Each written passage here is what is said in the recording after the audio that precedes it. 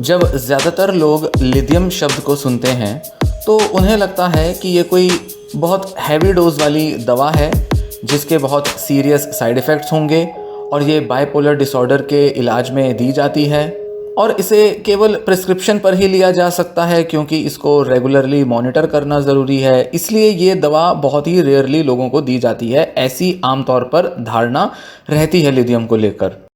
पर बहुत सारा रिसर्च एविडेंस ये दिखाता है कि लिथियम काफ़ी दूसरी मेंटल हेल्थ कंडीशंस में भी हेल्पफुल हो सकती है। इनफैक्ट हम में से बहुत से लोग थोड़ा बहुत लिथियम रोज़ लेते ही हैं अपने खाने के थ्रू।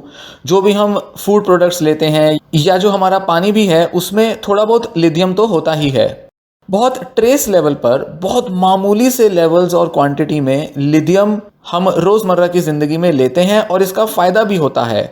तो बहुत ही लो डोज पर लिथियम के काफ़ी बेनिफिशियल इफ़ेक्ट्स होते हैं हमारे ब्रेन और मेंटल हेल्थ पे।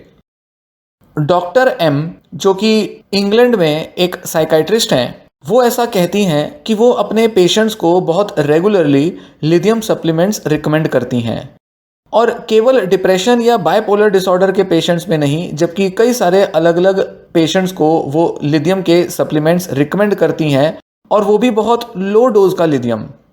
वो बताती हैं कि लो डोज लिथियम सप्लीमेंटेशन से पेशेंट्स में काफ़ी कम मूड स्विंग्स होते हैं, उनकी एंजाइटी कम हो जाती है, उनकी नींद अच्छी हो जाती है, चिड़चिड़ापन कम होता है और साथ ही उनमें सुसाइडल थॉट्स कम हो जाती हैं। डॉक्टर एम का मानना है कि मैग्नीशियम के बाद लिथियम ही वो एक ऐसा मिनरल है या मेटल है जिसके सबसे ज़्यादा बेनिफिट्स देखे गए हैं डिप्रेशन के पेशेंट्स में और इसका जो फीडबैक है वो भी बहुत पॉजिटिव होता है उनके एक्सपीरियंस में। तो वो जब बहुत सारे अलग अलग लोगों को अलग अलग सप्लीमेंट्स देती हैं तो ऐसा देखने में आता है कि मैग्नीशियम के बाद लिथियम ही है जिसके सबसे पॉजिटिव रिजल्ट्स देखने में आते हैं। लो डोज लिथियम का हमारे मेंटल हेल्थ के साथ क्या रिलेशन है, इस बारे में सबसे पहले जो ओरिजिनल रिसर्च की गई थी वो यूनाइटेड स्टेट्स के टेक्सास में की गई थी 1978 से 1987 के बीच।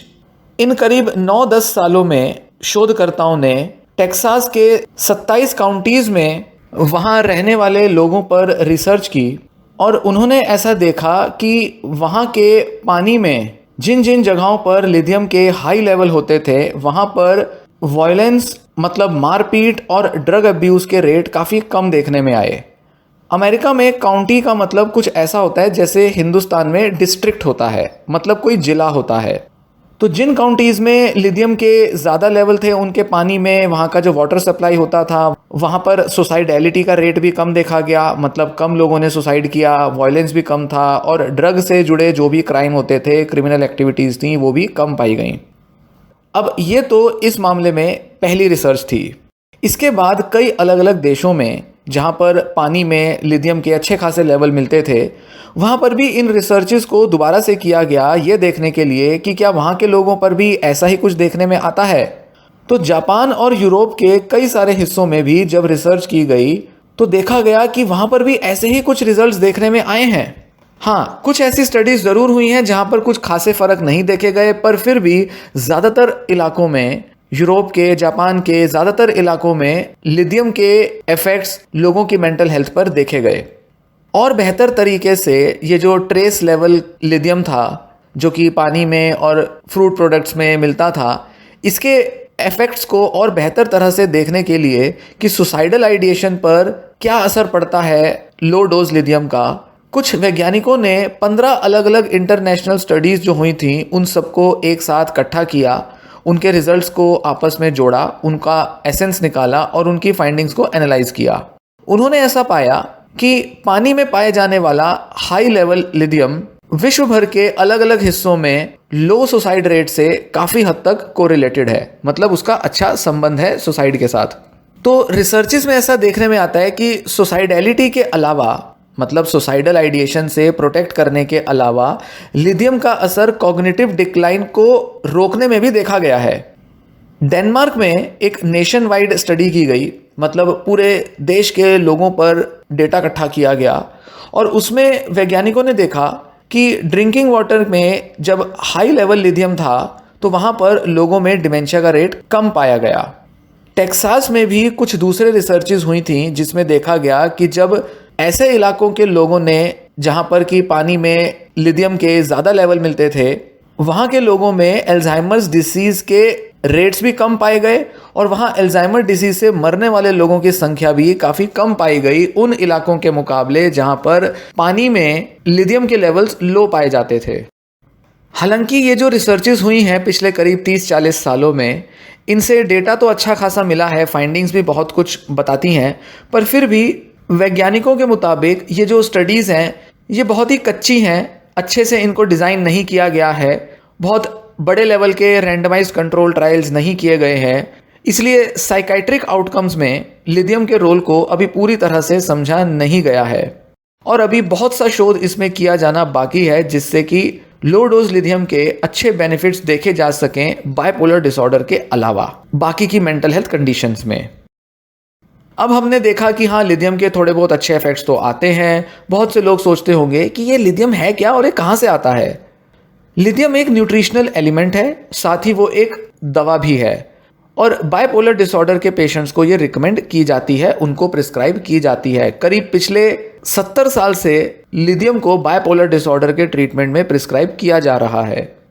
जो एलिमेंट लिथियम है वो नेचुरली प्रेजेंट होता है बहुत सारे रॉक्स में, पत्थरों में, मिट्टी में, सॉयल में पाया जाता है और काफ़ी सारे प्लांट्स में भी पाया जाता है। और ऐसे इलाकों में जहाँ पर वहाँ के रॉक्स में और सॉयल में लिथियम मिलता है तो वहाँ के पानी में भी लिथियम थोड़ी थोड़ी क्वांटिटी में पाया जाता है।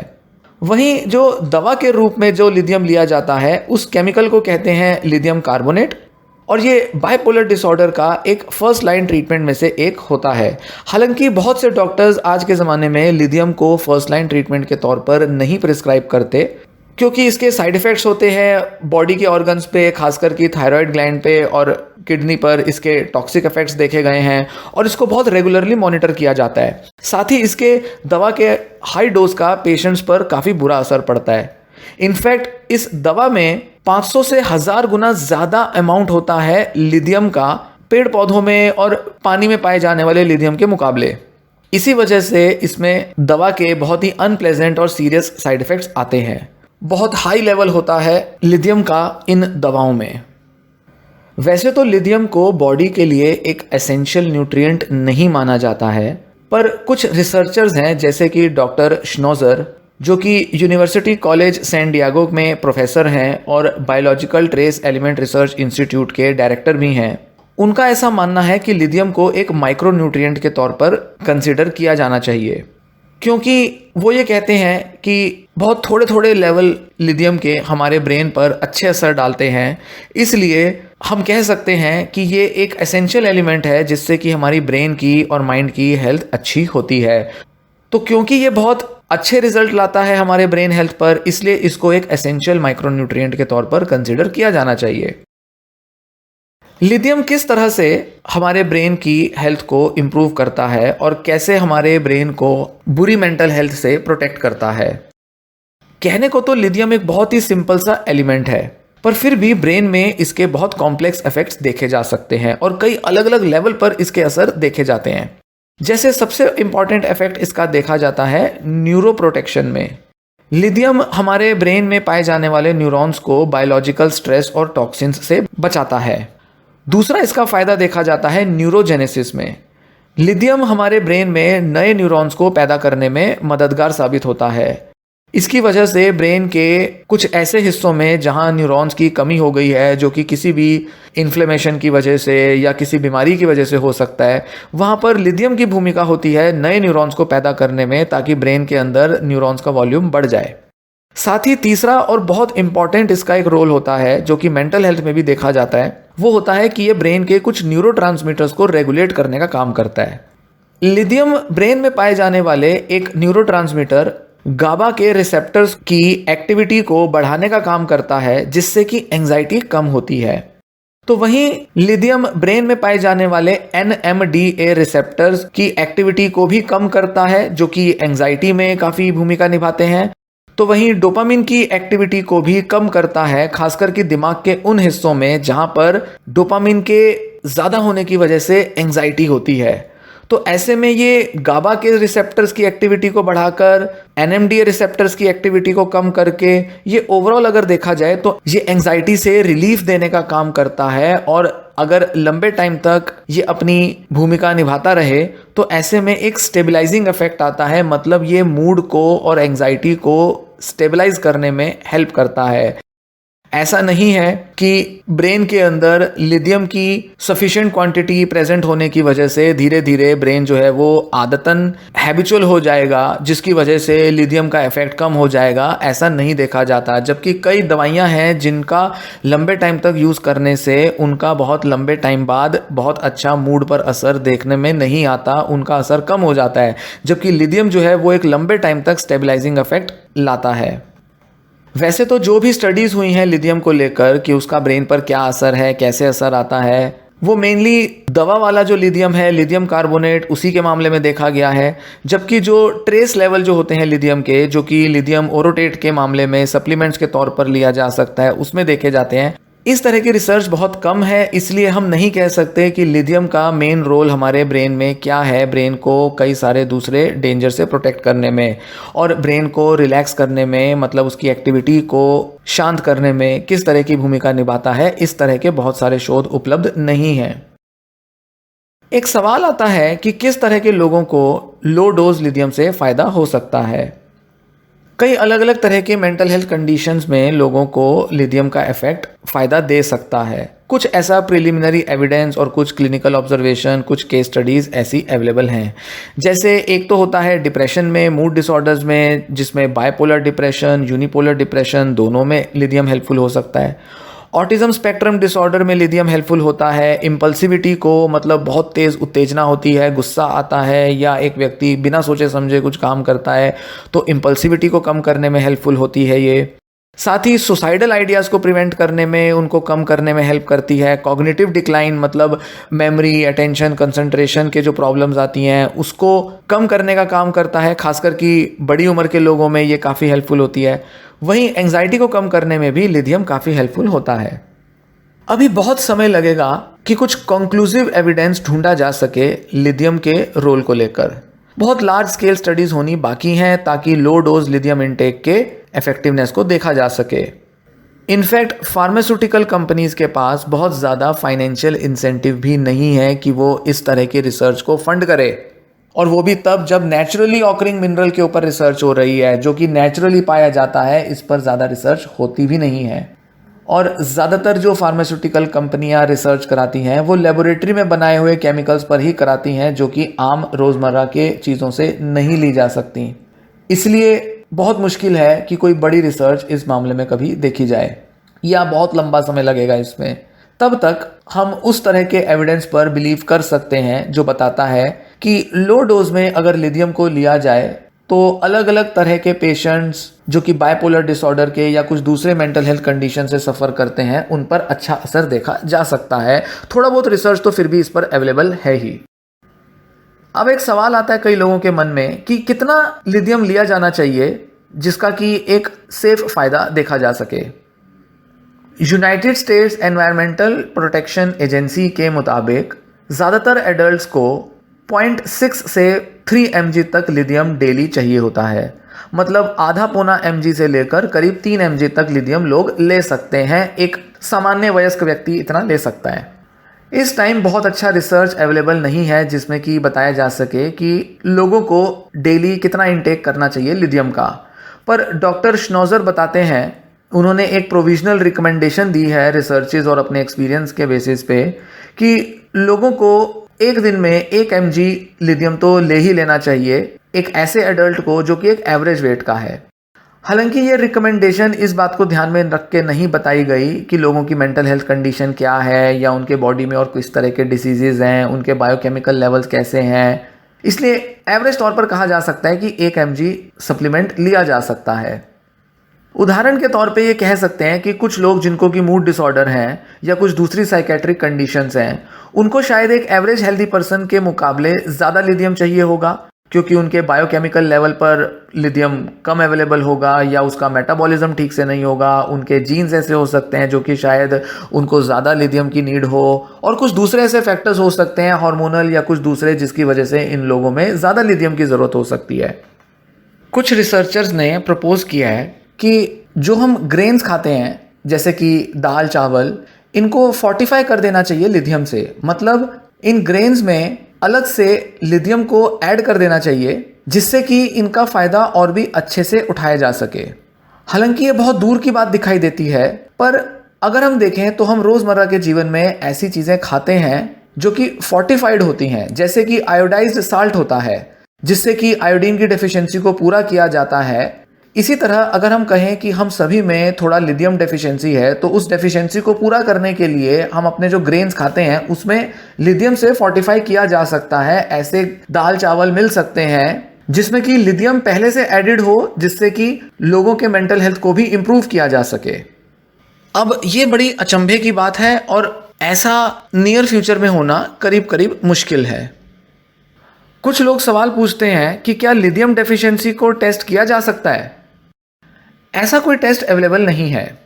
ज़्यादातर लैब्स जो कि लिथियम कार्बोनेट दवा बनाती हैं वहाँ पर वो लिथियम के टॉक्सिक लेवल्स को मेजर करने के लिए कुछ टेस्ट करती हैं, पर वो भी सिर्फ इसलिए ताकि दवा को अच्छे से बनाया जा सके, क्योंकि वहाँ पर लिथियम कार्बोनेट को हाई डोजेस पर दिया जाता है। और ये जो लिथियम कार्बोनेट दवा है ये बाइपोलर डिसऑर्डर के ट्रीटमेंट में दी जाती है।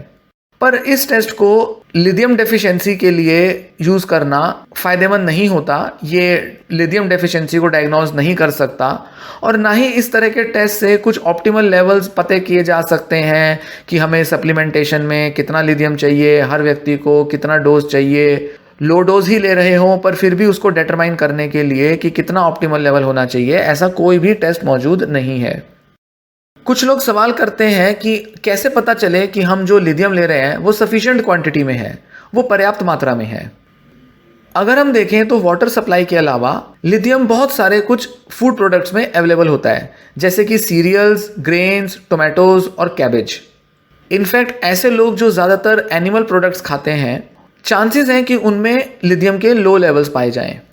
पर फिर भी अगर हम देखें तो लिथियम का कितना अमाउंट चाहिए हमारे को, ये डिपेंड करता है कि हम किस जगह पर रहते हैं, किस तरह का खाना खाते हैं, वहाँ पर पानी में लिथियम के लेवल्स कितने हैं, क्योंकि ज़रूरी नहीं कि हम जो चीज़ खा रहे हैं उससे हमें पर्याप्त मात्रा में लिथियम मिल रहा हो। इसलिए इसका थोड़ा एनालिसिस पर्सनल लेवल पर किया जा सकता है।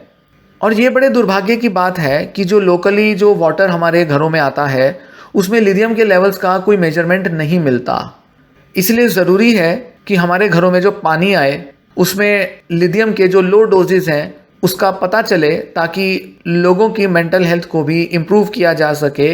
इस तरह से शायद आने वाले समय में, हिंदुस्तान में तो पॉसिबल ना हो, मे बी किसी और देश में ऐसा हो कि पानी में लिथियम डेफिशिएंसी के लेवल्स मेजर किए जाएं, लोगों के वहाँ पर लिथियम डेफिशिएंसी को मेजर किया जाए और उस जगह पर जहाँ पर भी लिथियम ज़्यादा अवेलेबल नहीं है वहाँ पर शायद बाहर से लिथियम ऐड कर दिया जाए। मे बी कभी फ्यूचर में ऐसा हो, पर अभी तो फ़िलहाल कुछ कह नहीं सकते।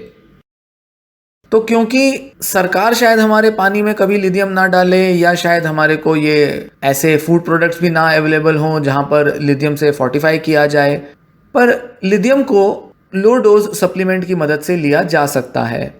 बहुत सारे ऐसे सप्लीमेंट्स मौजूद हैं जो कि आसानी से मार्केट में अवेलेबल हैं और ये बिना प्रिस्क्रिप्शन के भी अवेलेबल होते हैं।